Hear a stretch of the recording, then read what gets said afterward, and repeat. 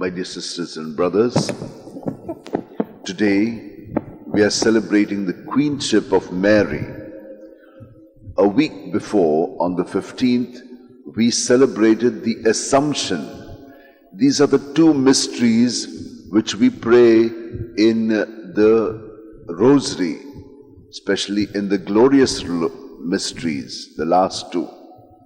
So she is taken into heaven and she is the Queen of heaven and earth. Now, why is this? Pope Paul VI, in his encyclical, he has written certain pronouncements called Marialis Cultus. He says that 7 days after the Assumption comes the Queenship of Mary. Why? Because she is seated at the right hand of the King of all ages. Jesus is the King of all humanity and of all creation. Why? Because we have read it in scriptures. First and foremost, everything has come into being through him and nothing can exist without him. So he is everywhere. In him we live, move and have our being. But that is not all. We have seen that when Eve did not obey God, and so also Adam, that time he said, I will give a new person who will destroy everything that is evil. And so the promise is kept over the years. They thought that David would be the great king. First was Saul. They wanted a king because there are so many other kings around. But then it was not through David or Solomon or other kings. It was promised that one of David's blood, he will be reigning over all. And that in the house of Jacob, he will be the one that will reign. And so the promise is fulfilled in Jesus. And today we see how Mary is the vessel through whom Jesus has come into the world to see how he has got to be the king of the universe. What is he king of? Like other kings? Much more than that. It is not anything that we can take with us. These things are earthly, earthbound.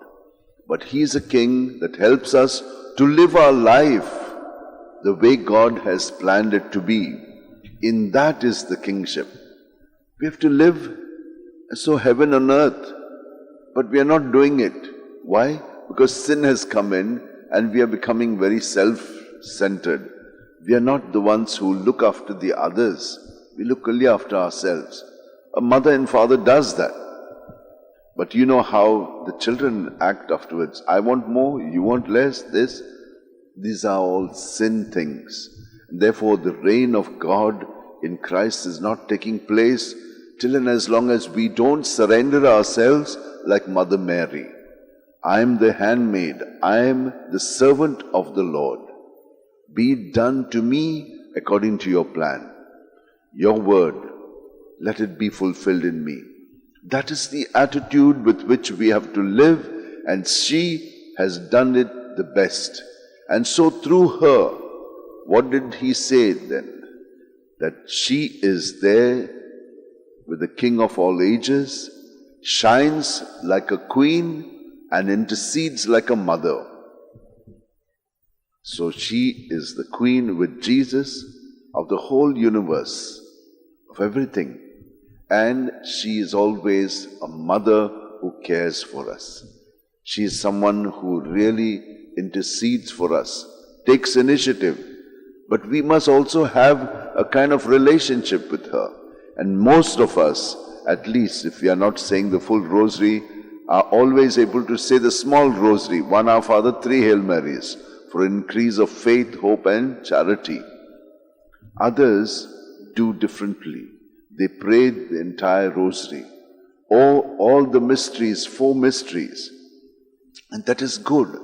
one of the things that we must remember that if we are saying 10 times the Hail Mary, if you're fully attentive to what you're saying, you will be taken deeper and deeper. So your presence to others will not be superficial one, will be a deep one, because through praying with her, you are also filled with grace and you are able to attend like she attended to the needs of others. My dear sisters and brothers, we are very lucky, because if you have a little relationship with Mother Mary daily, I can guarantee you, you will experience her protection. She's always there, but you're not experiencing it because you're not attuned to her. Otherwise, you will experience it. Always caring. Everything falls in place. You don't have to worry when troubles come on you. Let us hold our hand like this, place it in our lap, and internally, at every breath, Jesus is entering into us. And so is Mother Mary present to us. Because in Jesus, everyone subsists. Everyone is included. And she, being second with him, is very close to all of us in Jesus. So she is also part of our salvation. And she helps us to surrender our thoughts, our feelings, our experiences, positive and not the positive ones as well. And Jesus sets us free from them by cleansing us with His precious blood, all that we have surrendered to Him, takes away the bad and infuses in us His goodness.